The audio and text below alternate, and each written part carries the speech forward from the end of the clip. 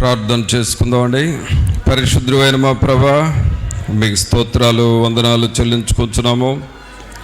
మహోన్నతుడా మా ప్రభువైన యేసు, మిమ్మల్ని స్తుతిస్తూ ఉన్నామయ్యా. మిమ్మలను స్తుతించుటకును, మిమ్మలను గూర్చి పాడి కీర్తించి ఘనపరచుటకును సహాయం చేయండి.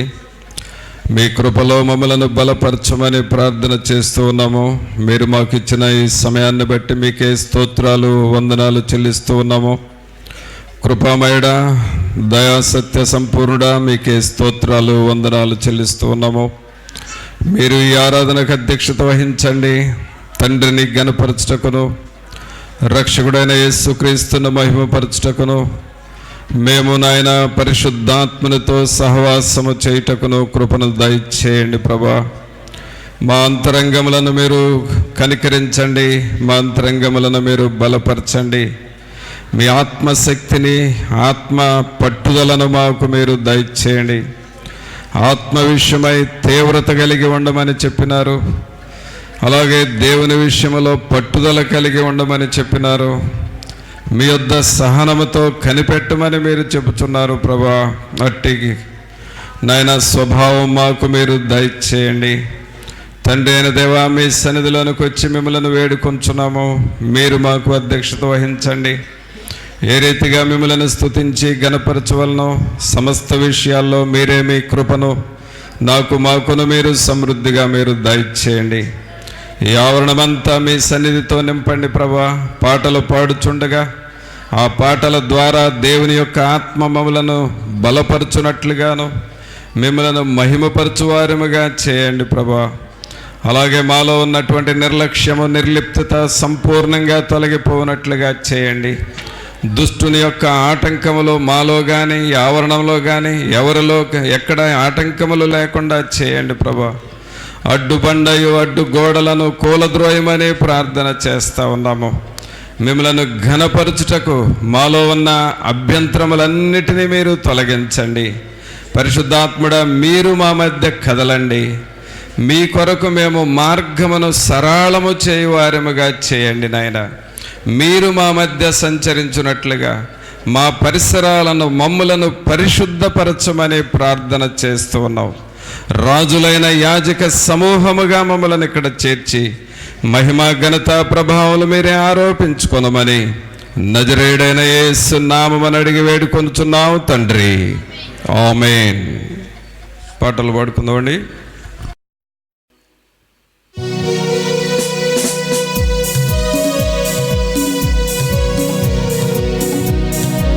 ముద్దు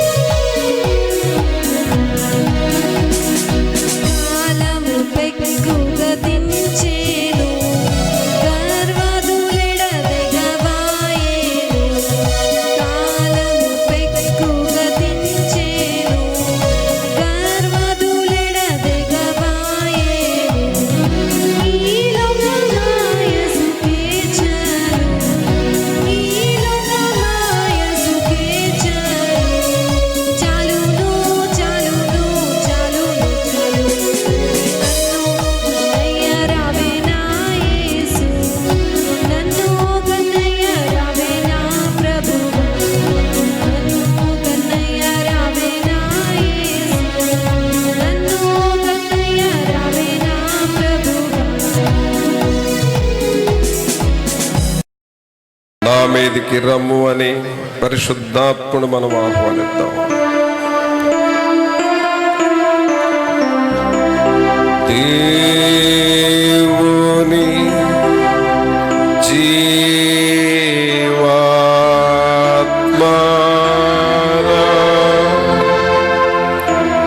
మీదికి రమ్ము.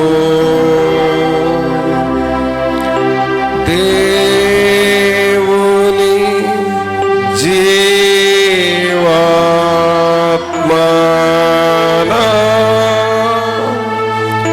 మీదికి రమ్ము. వీరాచు వంచు మాలాచు నింపు దేవుని జీవాత్మా మీదికి రమ్ము. పరిశుద్ధమైన మా ప్రభువా, మీకు స్తోత్రాలు వందనాలు చెల్లిస్తూ ఉన్నాము. మహోన్నతుడా మా ప్రభువైన యేసు, మిమ్మల్ని స్తుతిస్తున్నామయ్యా. పరిశుద్ధాత్మ దేవుడా, మాలో ఉండండి, మా పైన ఉండండి, మా అంతరంగమును నింపమని ప్రార్థన చేస్తూ ఉన్నాము. మీ వాక్యము దగ్గరకు వస్తున్నాం ప్రభా.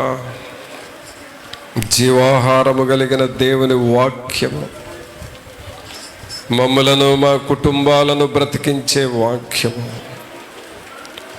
మమ్మలను ఆత్మలో బలపరిచి సజీవులుగా నిలిపే వాక్యము. మీ వాక్యములో ఆత్మయు జీవము ఉన్నది ప్రభా.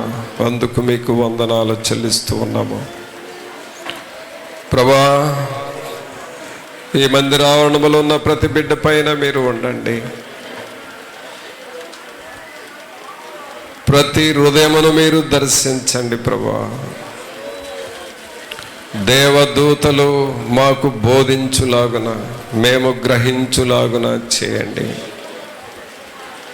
మమ్మలను బలపరిచి నడిపించమని నజరేయుడైన యేసు నామమున అడిగి వేడుకొంచున్నాము తండ్రి. ఆమేన్. ప్రియమైన దేవుని వాక్యం చూసుకుందాం. పేతురు రాసిన మొదటి పత్రిక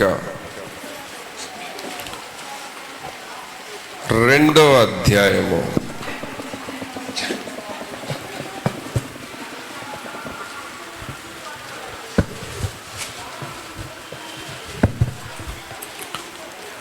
1 నుండి కొన్ని వచనాలు చదువుకుందాం. ప్రభువు దయాళుడని మీరు రుచి చూచి ఉన్న ఎడల సమస్తమైన దుష్టత్వమును, సమస్తమైన కపటమును, వేషధారణను, అసూయను, సమస్త దూషణ మాటలను మాని క్రొత్తగా జన్మించిన శిశువులను పోలిన వారై నిర్మలమైన వాక్యమును పాలవలన రక్షణ విషయములో ఎదుగు నిమిత్తము ఆ పాలను అపేక్షించుడి. ప్రభువునందు ప్రియరా, ఇక్కడ మనం చదివిన ఈ వాక్య భాగంలో పేతురు అనగా మనకు బాగా తెలుసు, ఆయన యేసుక్రీస్తు ప్రభు యొక్క శిష్యుడు అని. అలాగే ఆయనకు అపోస్తలుడు అని పేరు ఉన్నది. ప్రభువుకు ఉన్న శిష్యుల్లో కొంచెం వేగంగా దూసుకుపోయే స్వభావం కలిగిన శిష్యుడు పేతురు. అలాగే పరిశుద్ధాత్మ అభిషేకం పొందాడు. తరువాత గొప్ప గొప్ప కార్యాలు ఆయన దేవుని కొరకు చేశాడు. ఆయన నీడ పడితేనే రోగులు స్వస్థత చెందారు. దేవుడు ఆయన్ని బహుగా లేవనెత్తాడు. ఇది దేనిని చూపిస్తుందంటే, ప్రభువుతో మనం దగ్గరగా ఉంటూ ఆయనతో వ్యక్తిగత సహవాసాన్ని కలిగి ఉన్నప్పుడు దేవుడు ప్రతి వ్యక్తికి ఆయన కృపను సమృద్ధిగా ఇస్తాడు. అయితే పేతురు ఉద్దేశం ఏమిటంటే, తాను దేవునిలో ఎంతో ఎదిగిన తరువాత, చాలా మొరటి వ్యక్తి, చదువులేనివాడు, ఆ స్థాయి నుండి ఆయన నీడ పడితేనే రోగులు స్వస్థపడే స్థాయికి ఎదిగాడు అనంటే, రక్షణ విషయంలో బాగా ఎదిగాడు. ప్రార్థనా జీవితంలో బాగా అభివృద్ధి చెందాడు. పరిశుద్ధాత్మ అభిషేకములో గొప్ప స్థాయికి వెళ్ళాడు. అనగా అన్ని వైపులా ఆయన జీవితము బహుగా ఫలించింది, అభివృద్ధి చెందింది. ప్రియులారా, దేవుని కృపలో మనం ఉంటే, ఆయనతో మనము దగ్గరగా జీవిస్తూ ఉంటే, మనలను అన్ని రీతులుగా వర్ధిల్లునట్లుగా చేయాలి అనేది దేవుని చిత్తమై ఉన్నది. దేవుని చిత్తమై ఉన్నది. అది ఎలాంటిదంటే, సొలొమోనును దేవుడు అడిగాడు, సొలొమోన్, నా దగ్గర నుండి నీకేం కావాలో కోరుకో అన్నాడు.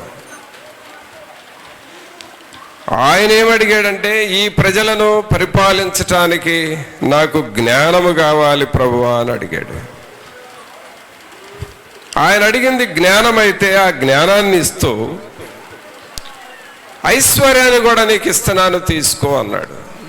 ఆయన అది అడగలేదు, కానీ ప్రభువే ఇచ్చాడు.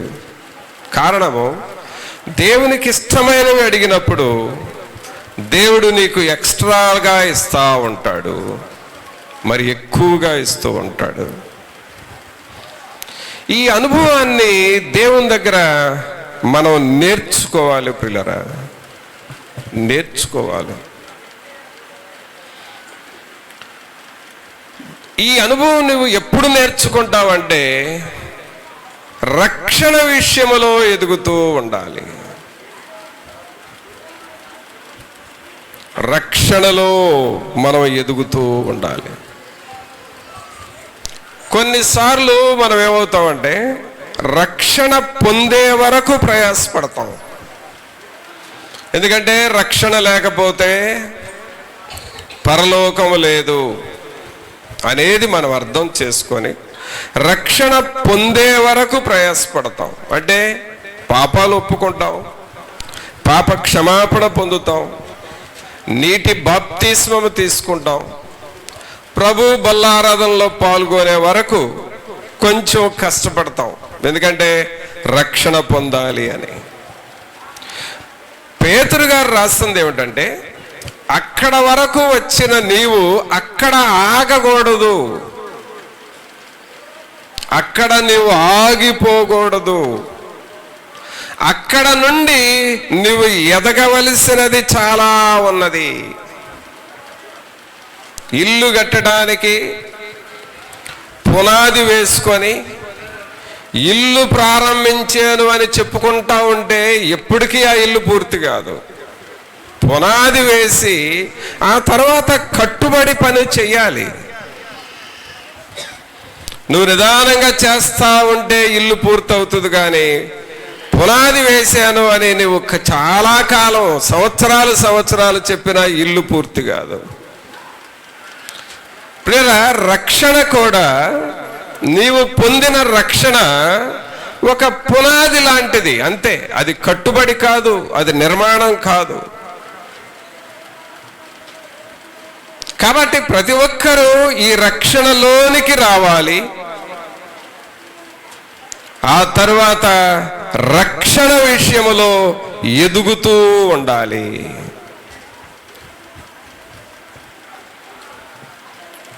వయస్సులో ఎదుగుతున్న రీతిగానే రక్షణలో నువ్వు ఎదుగుతూ ఉండాలి. రక్షణలో ఎదుగుతూ ఉన్న వారికి అన్నీ సమకూరుస్తాడు దేవుడు. చాలా మంది ఏమిటంటే రక్షణ అంటే ఊరికేదో మారు మనసు పొందటం అనుకుంటారు. కాదు. రక్షణలో ఏమున్నాయనంటే స్వస్థత ఉన్నది, రక్షణలో విమోచన ఉన్నది, రక్షణలో అభివృద్ధి ఉన్నది, రక్షణలో ఆత్మీయ వరాలు ఉన్నాయి, రక్షణలో అభిషేకం ఉన్నది, రక్షణలో స్వస్థత వరాలు ఉన్నాయి, రక్షణలో క్రీస్తుతో సంబంధం మనకు ఉన్నది. కాబట్టి ఇవన్నీ లోపల దాగి ఉన్నాయి. అందుకని వీటిల్లో మనం ఎదుగుతూ ఉండాలి. సంఘము రక్షణలో ఎదుగుతూ ఉండాలి. అపొస్తలుల దినాల్లో వారు చేస్తున్న సేవలో సంఘాన్ని గురించి ఏమని రాయబడిందంటే, అనుదినము లెక్కకు విస్తరించుచుండెను అని ఉన్నది. అనుదినము లెక్కకు విస్తరించుచుండెను అనగా ఆత్మలు రక్షణ పొందుతా ఉన్నారు.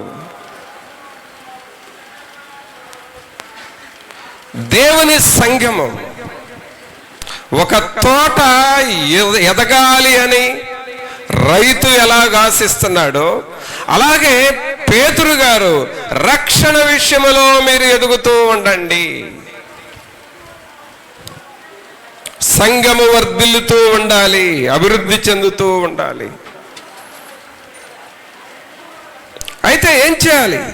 ఈ రక్షణ విషయంలో ఎదగటానికి ఏం చేయాలి అని అంటున్నాడో చూడండి. మొదటి వచనంలో, ప్రభువు దయాళుడని మీరు రుచి చూచి ఉన్న ఎడల. ఫస్ట్ నువ్వు తెలుసుకోవాల్సింది ఆయనను రుచి చూడాలి. దేవునిని మనము రుచి చూడాలి.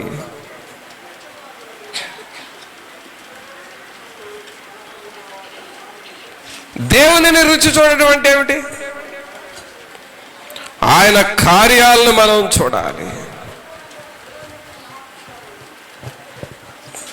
ఆయనలో ఉన్న పరిశుద్ధతను మనము చూడాలి.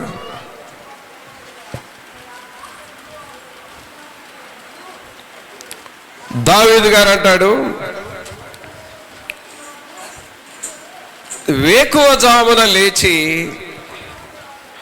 నేను ఆయన బలమును ఆయన ప్రభావమును వెదుగుతూ ఉన్నాను.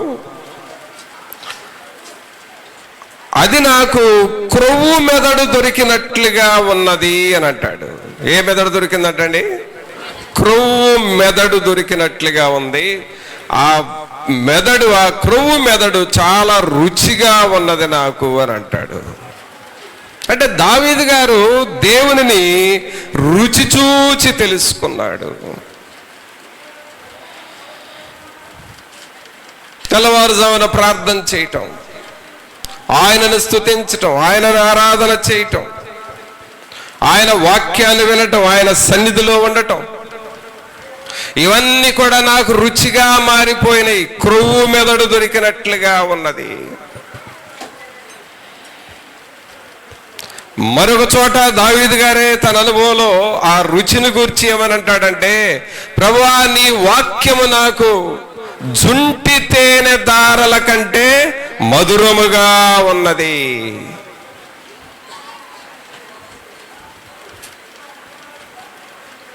జుంటి తేనె దారల కంటే మధురముగా ఉన్నది అంటే నీ వాక్యము అంత టేస్ట్గా, అంత రుచిగా ఉందయ్యా నాకు అంటున్నాడు.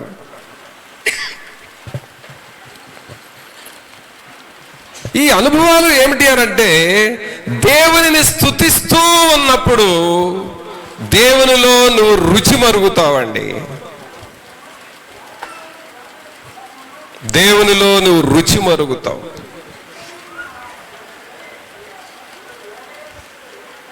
చిన్న పిల్లలు తల్లి పాలకు ఎలాగూ రుచి మరుగుతారో వారు ఆ పాలు త్రాగుతూ ఉంటారు. తేనెటీగలు పుష్పాలలో ఉన్న మకరందము కొరకు ఎలాగూ రుచి మరుగుతాయో, అనగా తేనెటీగలు ఆ పుష్పాలలో మకరందం కోసం ఎన్ని కిలోమీటర్లైనా ప్రయాణం చేస్తాయి. ఒక్కొక్క తేనెటీగ రోజుకి 30-35 కిలోమీటర్ల దూరం కూడా ప్రయాణం చేస్తాయి అంటండి. ఒక వ్యవసాయ శాస్త్రజ్ఞుడు, అగ్రికల్చరల్ సైంటిస్ట్ చెప్పాడు నాకు, బ్రదర్ ఒక్క తేనెటీగ దాదాపు 35 కిలోమీటర్ల వరకు ప్రయాణం చేస్తుందండి, కొంచెం ఆ పుష్పములో మకరందం కొరకు. మరలా 35 కిలోమీటర్లు వెనక్కి వస్తాయి, అనగా వాటి గూటికి అవి చేరతాయి.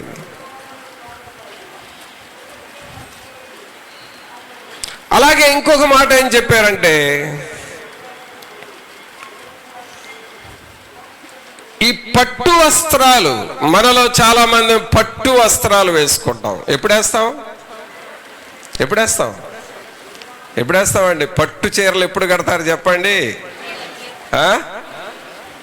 ఫంక్షన్స్కి, ప్రేయర్కి వేసుకురాకూడదు. అవి ప్రేయర్కి వేస్తే నలిగిపోతాయి. ఎప్పుడు వేసుకోవాలి అవి? ఫంక్షన్స్. అంటే మన వాళ్ళకి ప్రేయర్ కంటే ఫంక్షనే విలువైంది. నీకున్న దానిలో విలువైంది అసలు ప్రేయర్కి వేసుకురావాలి. మనోళ్ళు ఫంక్షన్లకు వేసుకుంటారు. సరే, నేను మిమ్మల్ని ఏమంటలేదులే, సరేనా? అయితే ఆ అగ్రికల్చర్ సైంటిస్ట్ నాకు చెప్పింది ఏంటంటే, బ్రదర్ ఆ పట్టు వస్త్రం అంతా మల్బరీ ఆకులను తినే పట్టు పురుగులు ఉన్నాయి. ఆ పురుగులు కూడా చూయించాడు. ఇదిగో ఇవి మల్బరీ ఆకులను తింటూ ఉంటాయి. వాటి లైఫ్ లాంగ్ మల్బరీ ఆకులు, ఇంకా వేరే ఫుడ్డే తినవాయి. తేనెటీగలు మకరందాన్ని తింటాయి, పట్టు పురుగులు మల్బరీ ఆకులను తింటాయి. వాటి ఫుడ్ అదే జీవితం అంతా.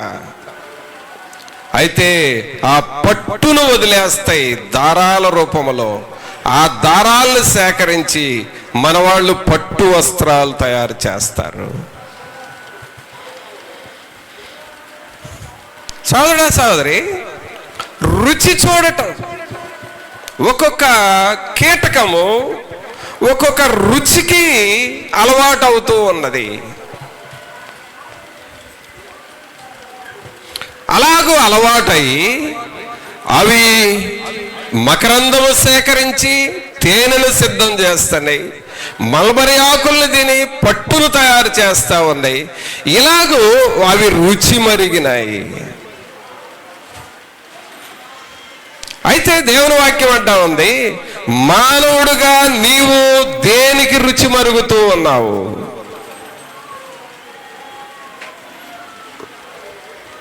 చదువురా, కొంతమంది పాపానికి రుచి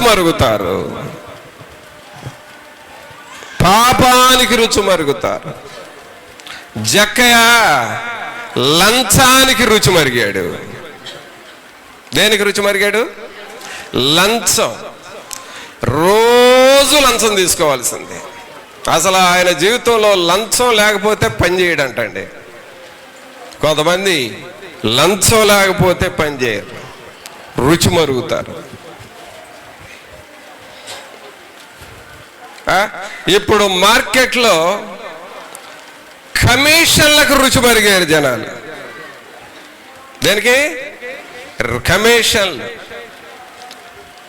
కలప కొనాలంటే కమిషన్, చిప్స్ ఆర్డర్ ఇవ్వాలంటే కమిషన్, ఇసుక ఆర్డర్ ఇవ్వాలంటే కమిషన్, ఇనుము కొనాలంటే కమిషన్. ఇవన్నీ నీకు ఎట్ట తెలుసు అంటావంట? ఇప్పుడు తంటాలు పడుతున్నానుగా. బొగ్గు కొనాలంటే కమిషన్,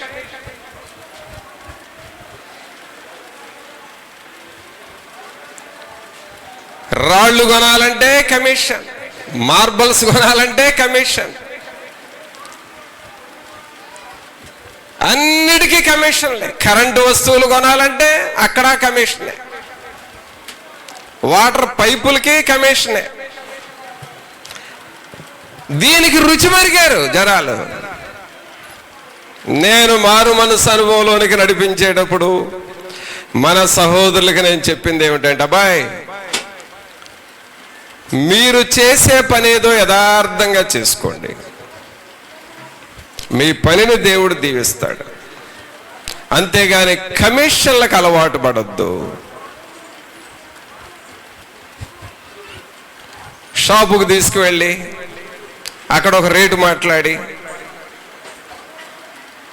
ఆ కొనే వ్యక్తిని పంపించేసి మళ్ళా చాటుగా వెళ్ళి నాది నాకు ఇవ్వా ఆయన అడగటమే కమిషన్. దానికి అలవాటు పడవద్దు. మీరు అలవాటు పడితే దేవుని ఆశీర్వాదం మీకు రాదు. దేవుని ఆశీర్వాదము నీకు రావాలంటే కమిషన్లకి రుచి మరగొద్దు. మీరు కొంతమంది అండి ఒక వస్తువును కొనిపెట్టినా కూడా కొంత కమిషన్. ఏదో ఒక బైకో ఒక ఆటోనో లేక ఒక కారు ఫలానా చోట నుండి ఇంకొక వ్యక్తి కనిపెట్టారనుకో, అటు రావాలి ఇటు రావాలి కమిషన్. వీటికి రుచి మరిగారు. సోదరుడా సోదరి, వీటికి రుచి మరిగిన వాళ్ళు ఏమవుతారయ్యానంటే వారు ఆత్మలో అలాగే అణిగిపోతా ఉంటారు.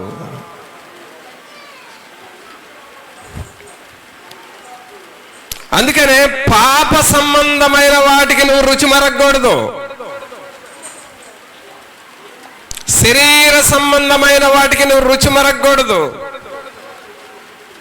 అది అలాగే ఉంటది కాదు.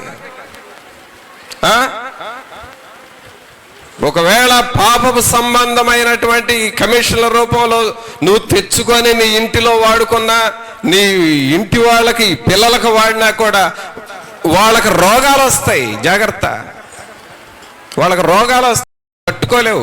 నీకు వచ్చిన దానికంటే 4 రెట్లు చెల్లించుకుంటా ఉంటాడు జక్కైలాగా.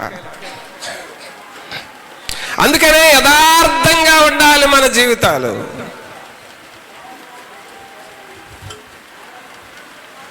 నీవు రక్షణలో ఎదగాలి అనంటే ప్రభువును రుచి చూడాలి. ఎవరు రుచి చూడాలండి? ఎవరిని రుచి చూడాలి? ప్రభువుని రుచి చూసినప్పుడు చాలా టేస్ట్గా అనిపిస్తుంది. ఎప్పుడయ్యానంటే రక్షణలో ఎదిగితే. కొంతమంది లోన్లు ఇప్పిస్తామంటారు, అక్కడ కూడా అదొక రుచి. ఇవి ఎప్పటికైనా సరే మనకు శత్రువులే. మనం చేసే పనులే మనకు శత్రువులు అవుతాయి. అందుకనే పేతురు అంటున్నాడు, ప్రభువు దయాళుడని రుచి చూచి ఉన్న ఎడల. ఎవరిని రుచి చూడాలండి? ప్రభువుని రుచి చూడాలి. నేను అనుకుంటాను ఈ మాట రాసింది పేతురు. పేతురుకి నీళ్ళల్లో ఎన్ని రకాల చేపలో ఆయనకు బాగా తెలుసు. ఒకసారి ఆయన వల వేసి పట్టిన చేపలు వల పిగిలిపోయేంతగా వచ్చినాయి. అవి 153 రకాల జాతులు చేపలు పడ్డాయి అంట. ఒకేసారి 153 జాతులు చేపలు పడ్డాయి. వల పిగిలిపోయే అంతగా. అయితే పేతురులో ఉన్న స్పెషాలిటీ ఏంటంటే అన్ని చేపల రుచి తెలుసు అంట ఈయనకి. వాలుగు చేప ఎలా ఉంటుందో అలాగే రకరకాల పిట్టు చేపలు ఎలా ఉంటాయో ఒక్కొక్క చేప దాని టేస్ట్ పౌలు గారికి బాగా తెలుసట. సముద్రంలో ఉండే చేపల రుచి, నదిలో ఉండే చేపల రుచి, కాలువల్లో ఉండే చేపల రుచి, అన్ని రుచులు తెలుసంట పేతురుకి. కానీ యేసు ప్రభువుని రుచి చూశాడండి ఈయన. ఇక ఆ తర్వాత దేవుని రుచిలో పడిపోయాడు, దేవునిలోకి ముందుకు సాగాడు. అందుకనే రక్షణ విషయంలో ఎదగాలి అని అంటే పేతురు అంటున్నాడు, ప్రభువు దయాళుడని మీరు రుచి చూచి తెలుసుకొనండి. సోదరుడా సోదరి, ప్రార్థనకు వస్తూ ఉన్నావు, దేవుని వాక్యం వింటున్నావు, పాటలు పాడుతూ ఉన్నావు, దేవుని పని కూడా చేస్తున్నావు. కానీ ఇంకా నువ్వు చేయాల్సింది ఏమిటంటే దేవునిని రుచి చూచి తెలుసుకోవాలి. ఆయనలో ఎంత శక్తి ఉన్నది, ఆయనలో ఎంత స్వస్థత ఉన్నది, ఆయనలో ఎంత అధికారం ఉన్నది, ఆయనలో ఎంత పరిశుద్ధత ఉన్నది. అసలు ఈయన సర్వజ్ఞుడు, సార్వభౌమాధికారి, ఆయన ఏదైనా చేయగలడు అన్న సంగతి, ఈ యేసుక్రీస్తులో ఉన్న శక్తిని, ఆయన ప్రభావాన్ని, ఆయన ఘనతను నీవు రుచి చూచి తెలుసుకోవాలి. ఆయనను అర్థం చేసుకోవాలి.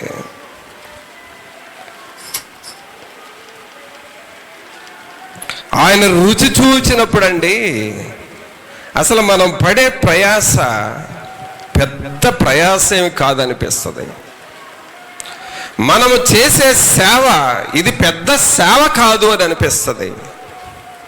ఆయన చేసిన త్యాగముతో, ఆయన చేస్తూ ఉన్న పరిచర్యతో పోలిస్తే మనది పరిచర్యే కాదు, మనది సేవే కాదు అని అనిపిస్తుంది. ఇంకా ఏదైనా దేవుని కొరకు చేయాలి.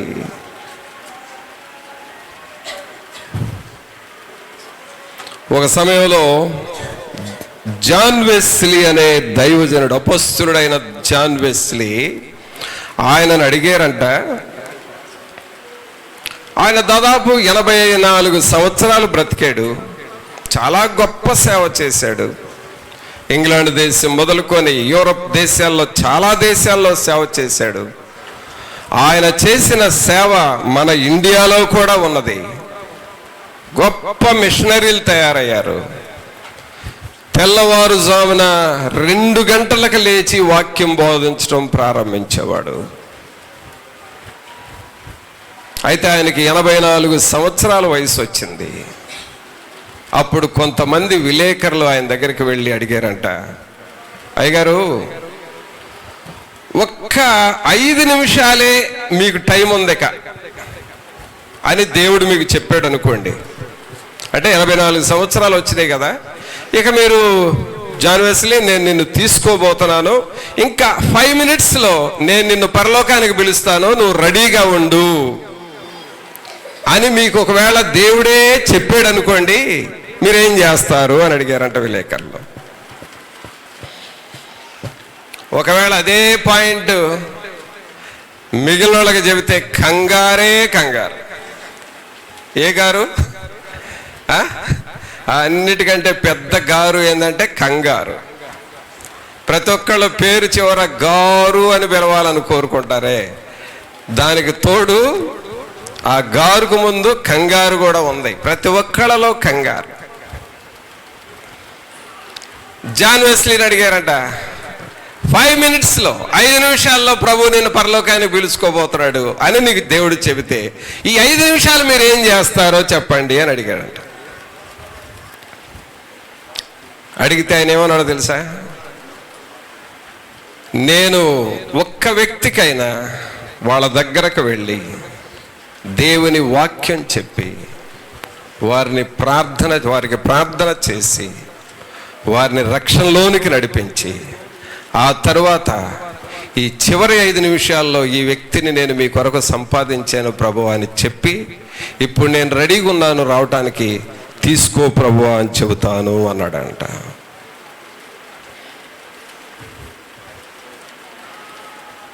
నాకేం కంగారు లేదు,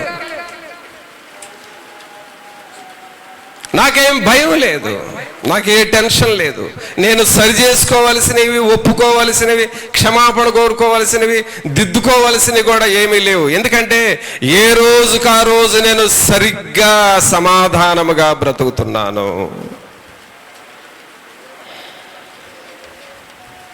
సోదరుడా, ప్రభువుని రుచి చూడటం అంటే అర్థం ఏమిటంటే ఏ రోజుకా రోజు నువ్వు దేవునితో సరి అయిన సంబంధం కలిగి ఉండాలి. ఏ రోజుకా రోజు ప్రభువుతో నువ్వు సంబంధం కలిగి ఉండాలి. దేవునితో మాట్లాడే అనుభవం నీకు ఉండాలి. నీకు దేవునికి అభ్యంతరాలు ఏమీ ఉండకూడదు. ఒకవేళ చివరి 5 నిమిషాల్లో నిన్ను పిలుస్తున్నానని నువ్వు అన్నావు అనుకో, అయ్యా నేను కొంతమంది దగ్గర క్షమాపణ కోరుకోవాలి, కొంతమంది దగ్గర తిరిగి ఇచ్చేయాలి, కొంతమంది దగ్గర సమాధాన పడాలి, కొంతమందితో అసలు నేను మాట్లాడలేదు, వాళ్ళని పలకరించి రావాలి, ఇవన్నీ చెయ్యాలయ్యా, ఇవన్నీ చేయాలంటే నాకు 5 నిమిషాలు చాలదయ్యా అని అంటావు నువ్వు. అంటే నువ్వు దేవుణ్ణి సరిగ్గా రుచి చూడటం లేదు అని అర్థము. దేవుడు నిన్ను, నీ కుటుంబాన్ని, మన సంఘాన్ని రక్షణ విషయంలో ఎదగాలి అని కోరుతున్నాడు.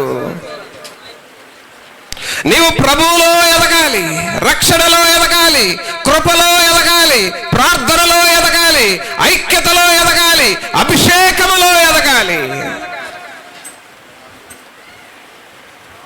నిన్ను పెంచాలి అని ప్రభువు ఆశిస్తూ ఉన్నప్పుడు నువ్వు ఆయన రుచి చూడాలి.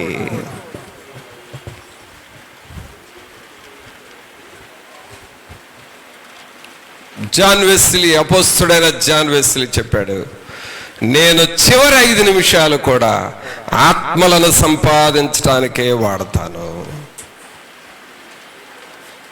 సోదరుడా, సహోదరి, దేవుని సన్నిధి అనంటే నీవు ఎదగాలి అనేది దేవుని ఉద్దేశం. మనమేమనుకుంటాం, ప్రార్థనకు ఎందుకు వస్తామంటే ఆశీర్వాదాలు రావాలనే వస్తామండి. మనలో ఎవరైనా దేవుని కృప మనతో ఉండాలి, దేవుని ఆశీర్వాదాలు ఉండాలి, మన సమస్యలు పోవాలి, అలాగే దేవుని సన్నిధి మనతో ఉంటే చాలు, ఆ ఆశతోనే వస్తాము. కానీ ఆ ఆశ నీకు ఎలాగూ నెరవేర్చబడుతుందంటే రక్షణలో ఎదుగుతూ జీవించాలి. ఆయనను నువ్వు రుచి చూచి తెలుసుకోవాలి.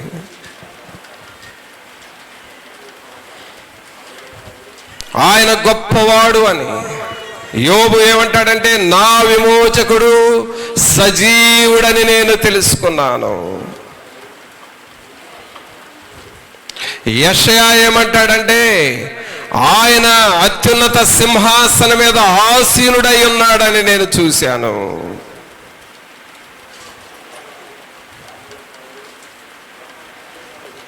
మలాకి గ్రహించింది ఏమిటంటే, తన యందు భయభక్తులు గారు వారు మాట్లాడుకున్నప్పుడు ఆయన వారి మధ్య ఉండి ఆలకించుచున్నాడన్న సంగతి మలాకీకి అర్థమైనది.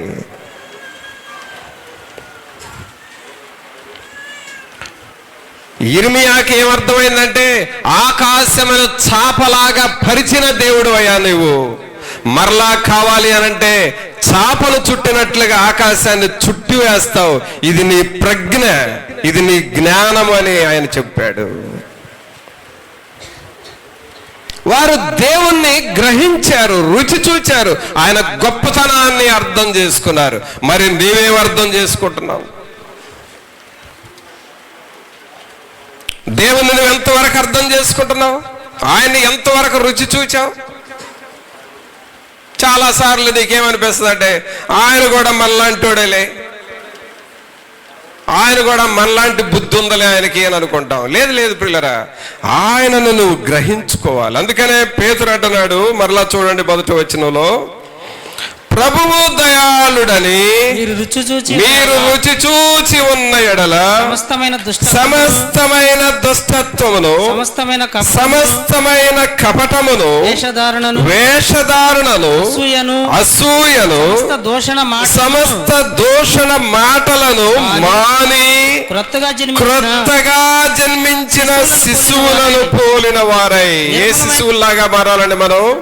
క్రొత్తగా జన్మించిన శిశువులు. ఈ క్రొత్తగా జన్మించిన శిశువులు కండి ఆ పైన ఉన్నాయే, ఏమేమి ఉన్నాయి పైన చెప్పండి? దుష్టత్వము, కపటము, వేషధారణ, అసూయ, దూషణ మాటలు. ఇవి క్రొత్తగా జన్మించిన శిశువుల్లో ఉంటాయా? ఉండవా? ఉండవు.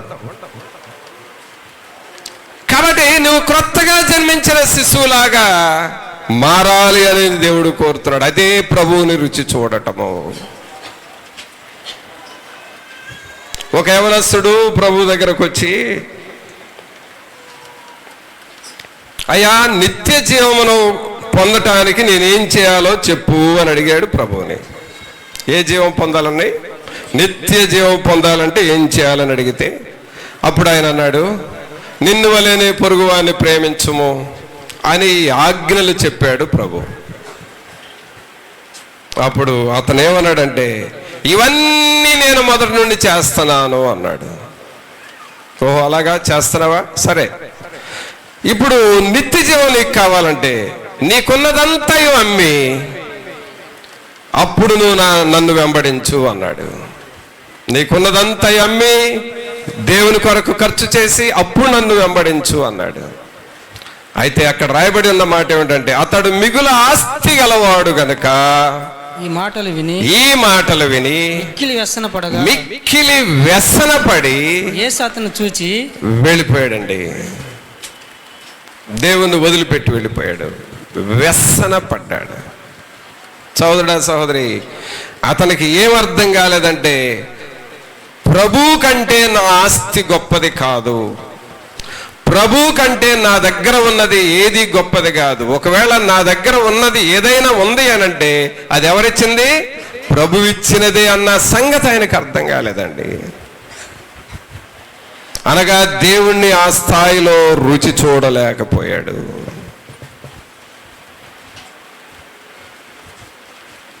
అందుకనే మిక్కిలి వ్యసనపడి దేవుణ్ణి వదిలిపెట్టి వెళ్ళిపోయాడు. సోదరుడా, నీవు దేవుణ్ణి రుచి చూస్తే ఏ విషయంలో కూడా మనం దేవుణ్ణి వదిలిపెట్టి వెళ్ళలేము. అందుకే పౌలు గారు అంటాడు, ఈ లోకములో ఏది కూడా క్రీస్తు ప్రేమ నుండి నన్ను ఎడబాపనేరదు, ఏది కూడా నన్ను దూరం చేయలేదు. ఎందుకంటే ఆయన ప్రేమను నేను అంత అర్థం చేసుకున్నాను, ఆయన ప్రేమను నేను అంతగా అర్థం చేసుకున్నాను. నీవు కూడా దేవుని ప్రేమను అర్థం చేసుకో. లోకానికి ప్రేమించడం కాదు, దేవుని ప్రేమను అర్థం చేసుకో. దేవుని పనిని ప్రేమించు, దేవుని సేవను ప్రేమించు, దేవుని పరిచర్యను ప్రేమించు, దేవుని వాక్యాన్ని ప్రేమించు. ఇవన్నీ చేస్తూ ఉన్నప్పుడు సకల సంపదలు, సకల ఐశ్వర్యము నీకు ఉంటది. ఆయన అన్నీ ఇస్తాడండి. మనం ఆయన పనిలో ఉన్నప్పుడు అన్నీ ఆయనే చూసుకుంటాడు. మనం ఏమని పడతాం? యేసు మాతో నీ ఉండగా మాకు ఏమి లేదు, ఏమి లేదండి, భయం లేదక్క. ఒకరోజంట చేపకంట మంచినీళ్ళు వేసినాయి అంట, అంటే దప్పికేసిందంట. ఎవరికి? చేపకి. ఏమేసింది? దప్పికేసిందంట. ఎక్కడుందయ్యా ఇది అని అంటే నదిలో ఉందంట. నదిలో ఉంది, నదిలో ఈదుతుంది. ఆ ప్రక్క ఉంటే చేపలు ఒకటికొకటి పలకరించుకోటి అంటండి. ఆ నది నీళ్ళల్లో వెళుతూ ఉన్నప్పుడు అవి రెండు వాటి ముట్టులన్నా టచ్ చేసుకుంటాయంట, వాటి తోకలతోనన్నా టచ్ చేస్తాయంట. అలాగూ చెప్పుకుంటూ పోతాయంట నీళ్ళల్లో. ఒకరోజు ఒక చేపకు బాగా దప్పికేసింది. ఒక చేపతో ఉందంట, అబ్బా నాకు గొంతు పిడసగట్టుకుపోతుంది, నా నాలుక ఎండిపోతుంది, ఏం చేయాలో అర్థం కావట్లేదు అని ప్రక్క ఉంటే చేపతో అందంట. అప్పుడు అదందంట, అదేంటి మనం ఉంది ఎక్కడ, నది నీళ్ళల్లో కదా, 4 పిడస కట్టడం ఏంటి, ఈ నీళ్ళన్నీ దేవుడే ఇచ్చాడు కదా మనకి, కొంచెం నోరు తెరిచి ఆ నీళ్లు త్రాగు అని అందంట. ఇంకొక చేప ఇది అంటదంట, నేనే నోరు తెరిచి నీళ్లు త్రాగాను అనుకో, ఒకవేళ ఈ నీళ్ళన్నీ అయిపోయినాయి అనుకో, అప్పుడు మనం ఎట్ట బ్రతకాలి? చచ్చు తెలివి దీంది. ఏ తెలివి? ఓ సహోదరుడా, కొన్నిసార్లు చచ్చు తెలివితేటలు ఉంటాయి నీకు. నేను నీళ్ళే తాగాను అనుకో, నదిలో నీళ్ళు అయిపోయినాయి అనుకో, మళ్ళీ అప్పుడు నేను ఎక్కడికి వెళ్ళాలా అని ఆలోచన చేసి అందుకనే నోరు గొక్కబట్టుకుంటున్నా, బిగబట్టుకుంటున్నా.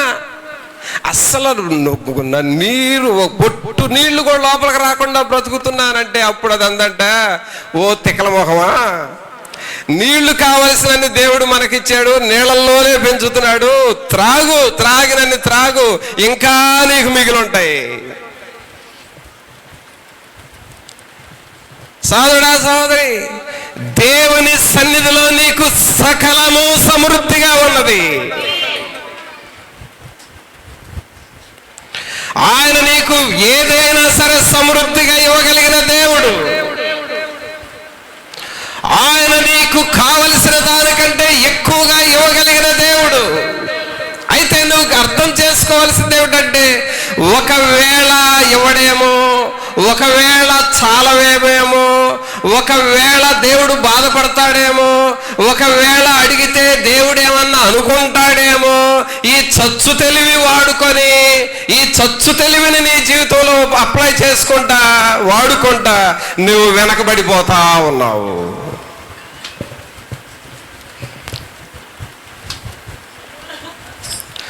ఆయనలో ఉన్నటువంటి ఐశ్వర్యము నీది,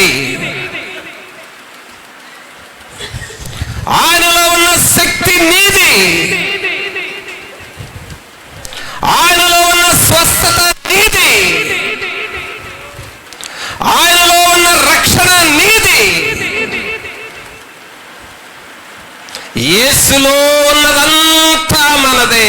చెప్పండి అందరూ, యేసులో ఉన్నదంతా మనదే.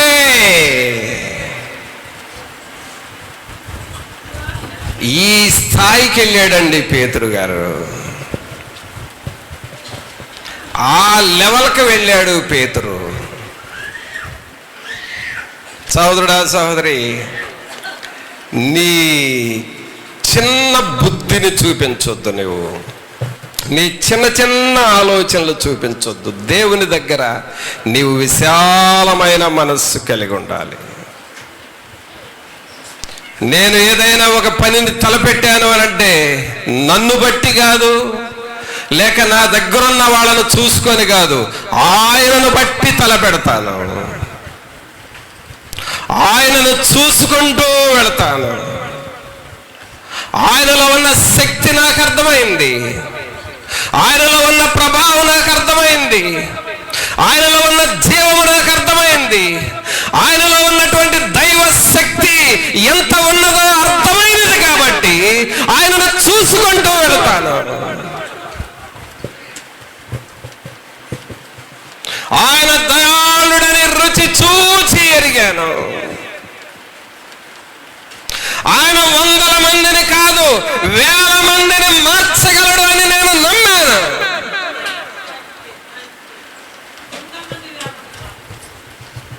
ఆయన 1000 మందిని కాదు సర్వలోకానికి సమర్థుడు అని నేను నమ్మాను. ఒక దైవ సేవకుని అర్థం చేసుకోవడం అంత ఈజీగా, మీకున్న నాలెడ్జ్లో మీరేదో మాట్లాడుకుంటారు.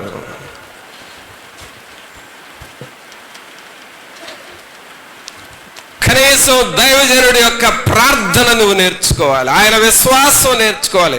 ఆయన ఎలాగో దేవుని వైపు చూస్తున్నాడా, నేను ఎలాగో పోదామనే మార్గంలో నడుస్తూ ఉంటే నీవు కూడా బలపడతావు. కానీ ఏంది ఇంత ఆలోచన, ఇంత కార్యక్రమం అని ఇశ్రాయేలులాగా గొణగొద్దు.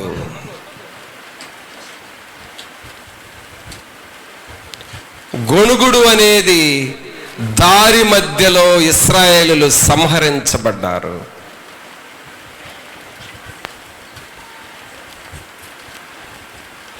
ఆయనను చూసుకుంటూ పోవాలండి మనం. ఆయనను చూసుకుంటూ పోవాలి. ఈ దినం కూడా ప్రార్థనకు నేను బయలుదేరినప్పుడు చాలా భయంకరమైన స్థితిలో ఉన్నామయ్యా, ఇప్పుడు ఏం చేయాలో టెన్షన్గా ఉంది అని వేరే ఊరు నుండి ఫోన్ వచ్చింది. వాళ్ళ కోసం నేను మాట్లాడటానికి కూడా టైం లేదు, ఎందుకంటే ఇక్కడ నేను మీటింగ్కి రావాలి. వాళ్ళేమో మరణ భయంలో ఉన్నారు. ఒకే ఒక్క మాట చెప్పొచ్చాను, మీరు బ్రతుకుతారు, దేవుడు మిమ్మల్ని కాపాడతాడు, ధైర్యంగా ఉండండి అని చెప్పాను. ఇక్కడ మీటింగ్కి వచ్చి మీటింగ్లో మీతో ఉన్నా. అంతే. ఎలాగ చెప్పగలుగుతున్నావు? ఆయనను రుచి చూసి,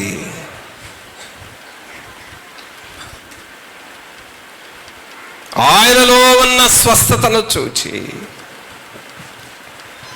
సహోదరా సహోదరి, నీ కళ్ళకు యేసులో ఉన్న శక్తిని చూపించాలనే దేవుని ఉద్దేశమై ఉన్నది.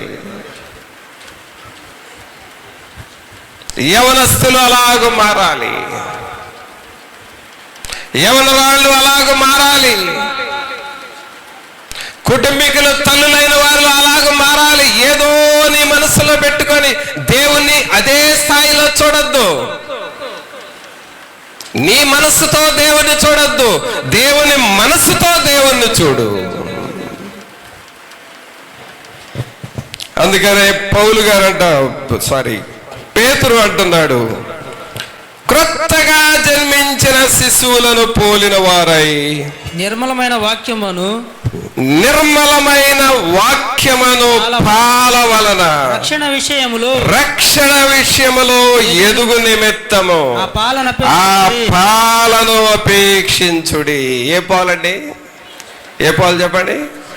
ఆ పాలు అనగా దేవుని వాక్యమనే పాలను అపేక్షించాలి. అలాగు నువ్వు ఎదుగుతూ ఉంటావా? అలాగు నువ్వు దేవుని సన్నిధిలో ముందుకు సాగుతావా? ఇంకొక మాట పౌలు గారు తిమోతికి రాస్తాడు, చూడండి. 1 తిమోతి 4వ అధ్యాయము 6వ వచనం చూడండి. ఈ సంగతులను సహోదరులకు వివరించిన ఎడల నీవు అనుసరించుచు వచ్చిన విశ్వాస సుబోధ సంబంధమైన వాక్యముల చేత పెంపారుచు క్రీస్తు యేసునకు మంచి పరిచారకుడవై ఉండుము. రక్షణ విషయములో ఎదగాలి అనంటే ఇక్కడ పౌలు గారు తిమోతినికి చెబుతూ ఉన్నాడు, విశ్వాస సుబోధ సంబంధమైన వాక్యముల చేత పెంపారుచు అంటే పెంచుకుంటా ఉండాలి.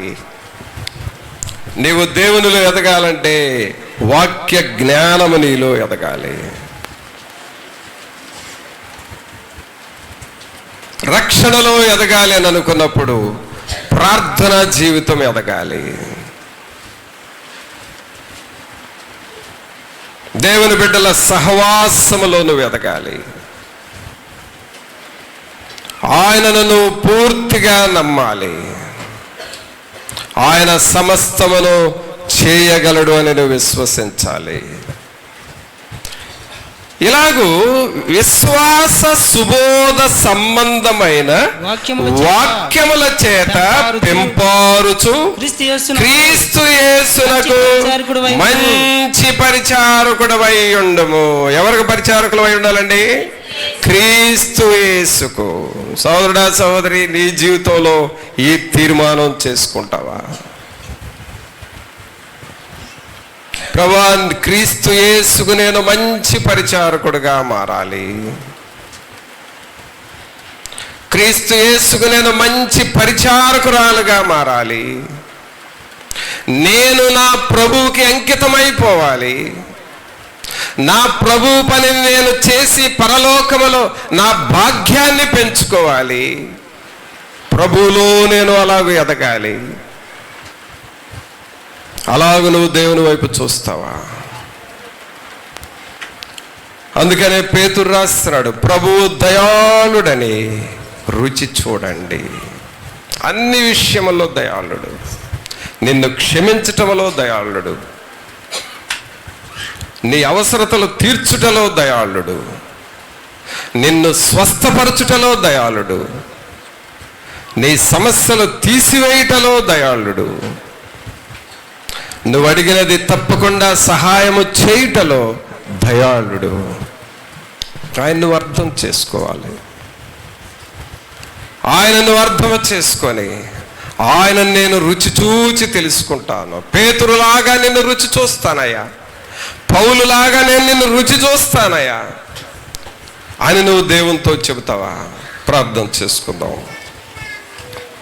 ఒక్క నిమిషం అందరూ తలలు వంచి ప్రభు సన్నిధిలో, ప్రభా మీ వైపు చూస్తూ మిమ్మల్ని రుచి చూచి తెలుసుకుంటూ ముందుకు వెళ్ళాలి ప్రభా అని నువ్వు దేవుణ్ణి అడుగుతావా? సహోదరుడా, సహోదరి, అందరూ మోకరిద్దాము. అందరూ మోకాళ్ళ మీద ఉండి నీ రెండు చేతులు యేసు వైపు చూపిస్తూ నోరు తెరిచి ప్రార్థన చేయి. ప్రభా నేను మీ సన్నిధికి వస్తున్నాను, కానీ మీలో ఉన్న రుచిని నేను చూడాలి ప్రభువా. అయా దావీదు మిమ్మలను రుచి చూచి జుంటి తేనె ధారల కంటే నీ వాక్యం మధురమైనది అని చెప్పినాడు కదా ప్రభా. పేతురు మిమ్మలను రుచి చూచినాడు, పౌలు గారు మిమ్మలను రుచి చూచినాడు, భక్తులైన వారు మిమ్మల్ని రుచి చూచి తెలుసుకున్నారు కదా ప్రభా.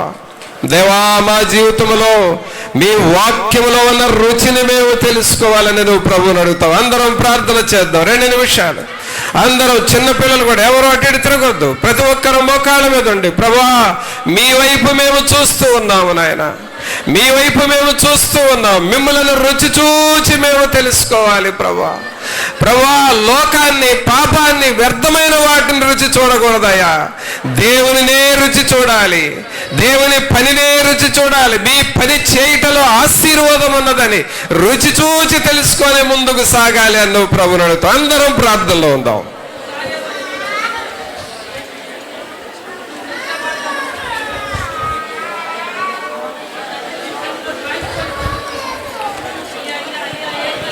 ఒక నిమిషం అందరూ ప్రార్థన చేయండి, చిన్న పిల్లలతో సహా. ప్రభువా ఈ బాల్యకాలంలోనే మిమ్మల్ని తెలుసుకోవాలయ్యా, ఇప్పుడే మిమ్మల్ని తెలుసుకోవాలి ప్రభువా.